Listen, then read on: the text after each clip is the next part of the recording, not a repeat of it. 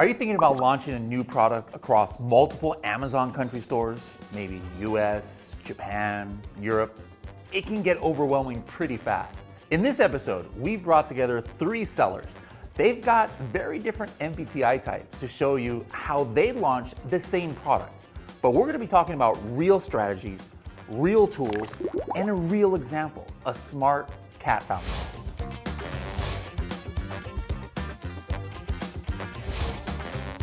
All right, team, you're launching this cat fountain in 3 different marketplaces: Amazon US, Europe, and Japan.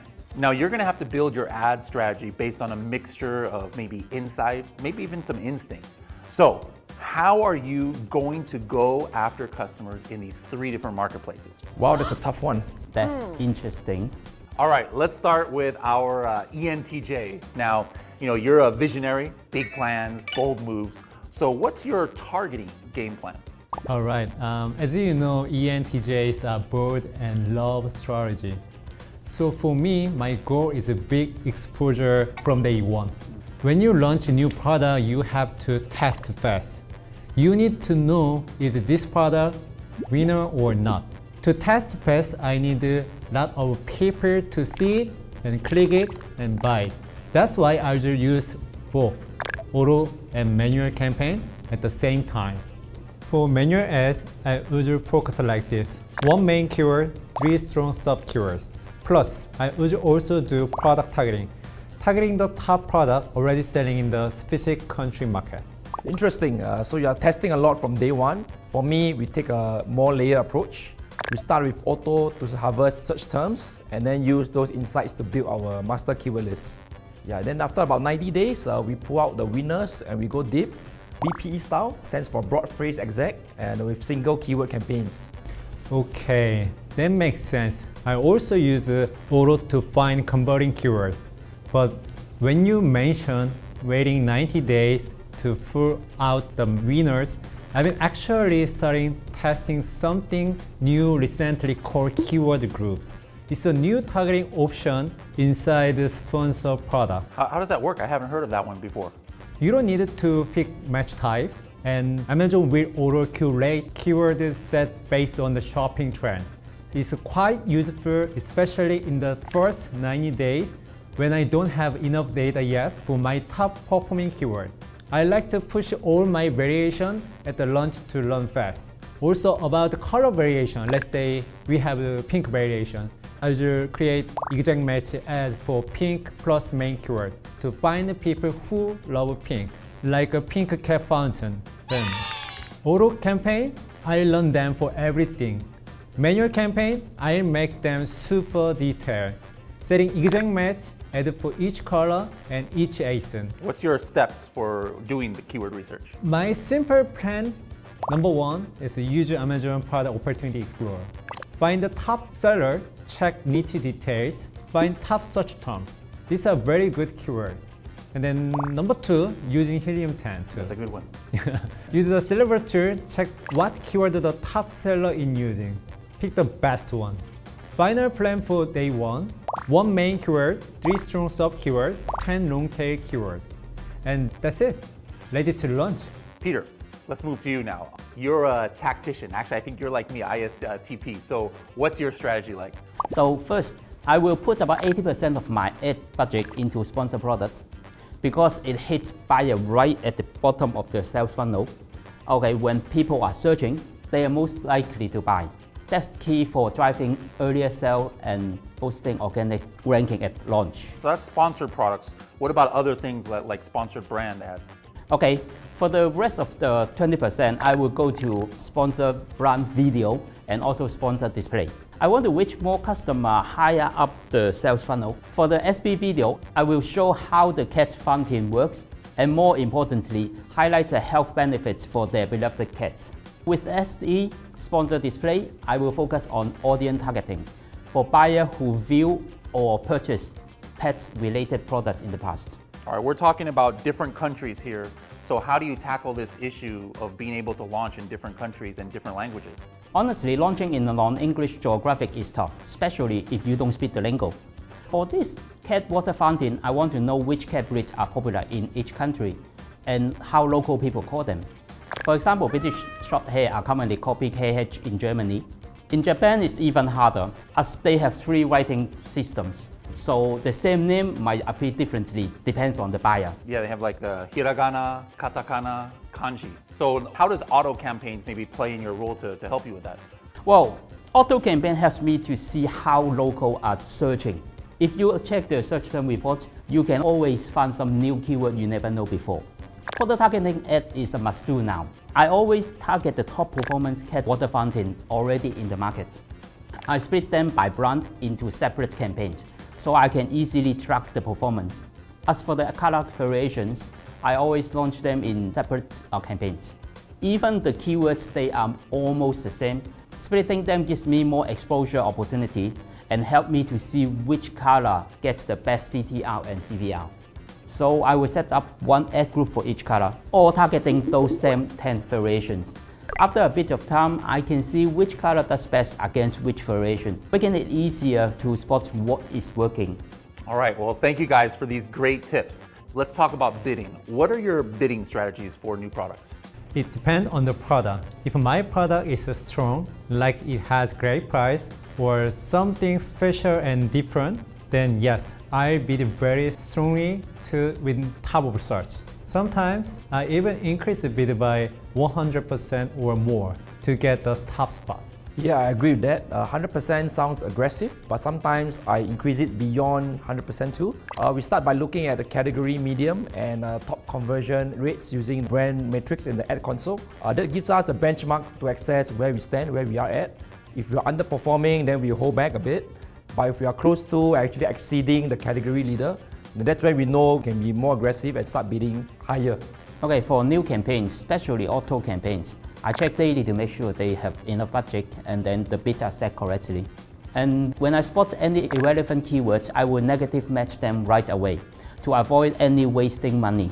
For example, our base keyword is water fountain. If the buyer is searching for garden water fountain or drinking water fountain, our product will also come up. Although search terms are expensive and unrelated to our products, so I will negative match them. For many campaigns, since I have more control, I usually monitor once a week to see if any adjustment are needed. If I want more traffic on keywords, then I will tweak the bid or adjust placement. Smart move here. Then I also think about one more thing. Can customer buy it again? If it's a food or cosmetic and customer love it, they will buy again without ads. So bring one customer feel like a good investment. But if it's a one-time product like a cat fountain, after they buy, they don't need to buy again. So I have to spend more money to find new customer again and again. Because of this, if it's a repeat product, I use a dynamic bid, more aggressively. If it's a one-time product, I start with the default bidding and slowly increase same idea for top of search. If it's a strong repeat product, I will say plus 50% or more for top of search to get lot of click. If not, I'm more careful. Now it's just really interesting. We were talking earlier about this, and I thought you have to buy cat fountains often because I buy every 6 months. But he doesn't have to buy his cat fountain, so I must be buying the wrong cat fountains. So for me, you would have to use the dynamic bidding because I'm buying a lot of cat fountains. Ivan, what about your bidding strategies? For me, I do something similar. I actually monitor the ACoS very closely. It sets the boundary for how far we can stretch our bid without compromising efficiency.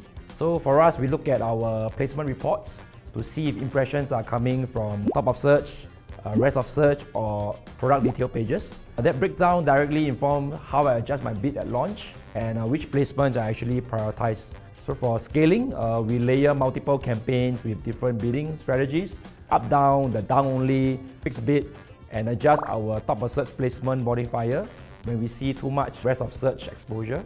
In the US, we actually go with micro bidding and placement adjustment because there are many other products and sellers. For Japan and Europe, where the cost per clicks are generally lower, we stick to our core structure, master keyword list, auto campaigns, and Harvard search terms, and let our PPC software, we use Scale Insights in this case, to scale and optimize bids based on ACoS. All right, these are all great bidding tips here. Now, one more thing to keep in mind is special things that Amazon provides, such as the Amazon marketing stream.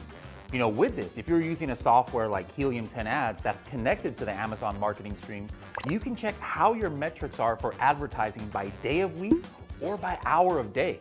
So sometimes, you might find certain days or times to be less profitable, and thus you can adjust your bidding during those time frames accordingly, using a lot of the same strategies mentioned by the speakers here.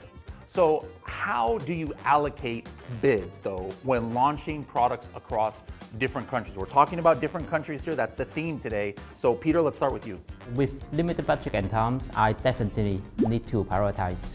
In each country at the beginning, I make sure to set up at least 2 auto campaigns, one low and one high, to quickly learn the bid range and then the traffic volume in that country. Alongside that, I set up one menu campaign based on my keyword research and also one product targeting campaign to target the top selling products. This gives me a strong structure that balances discovery and control when entering a new market. Once enough data rolls in and I have clear winning strategy, I double down and scale up the budget aggressively on the best performing campaign. How do you know what's high season and a low season? Yeah, here's the trick. I check 1 year sales graph using Helium 10. If I see big sales spike during holiday, I bid more aggressively at the time. Knowing your product yearly sales pattern is key. Yep, whether it's holiday or Prime Day, we always ramp up based on seasonal timing. With our cat water fountain, I guess it will also peak before summer and also before Christmas, as this is ideal gift for Christmas person. Structure first, then smart scaling. No point throwing budget around without a plan. I love all of these seasonal strategies you guys have been talking about, especially doing different things based on the holidays. The keywords that people use to find products are for sure different during holidays. For example, during November and December, maybe the keyword Christmas gifts for cat owners. That'd be a great keyword for that product. But during July, nobody is searching Christmas gifts unless they're really trying to get their gifts way in advance. So one more thing, if you're doing different strategies during the holidays, is if you're doing sponsored video or brand sponsored display ads where you can put your own creatives, you can maybe have a holiday theme during these time periods, and that might help with conversions. So what's the playbook here? Whether you're a bold launcher like Bopio, a data tactician like Peter, or maybe a systems thinker like Ivan here, there's one common thread. Test fast, analyze faster. You can start broad with auto and keyword group campaigns, as was mentioned. That helps to gather the early signals. You don't need to always, do the match types manually. You can layer in later manual targeting with refined keyword sets. Use product targeting or ASIN targeting campaigns to go after your competitors, and then create campaigns on child ASIN smartly so that you can learn what converts the best. And we also learned today across different marketplaces, local context matters, whether we're talking about keyword nuances or customer behavior. Bottom line, build a structure that balances discovery and control, then let insights guide the scale up. 3 personalities, 1 product, countless strategies. Whether you're a bold ENTJ, a calculated INTJ, or a chill ISTP, there's no one right way to launch, but there is a way that fits you. So take what works, test it, tweak it, make it yours. And hey, if you've got a favorite strategy or MBTI twin, drop it in the comments below. Don't forget to like, subscribe, and we'll see you in the next Mastermind Showdown.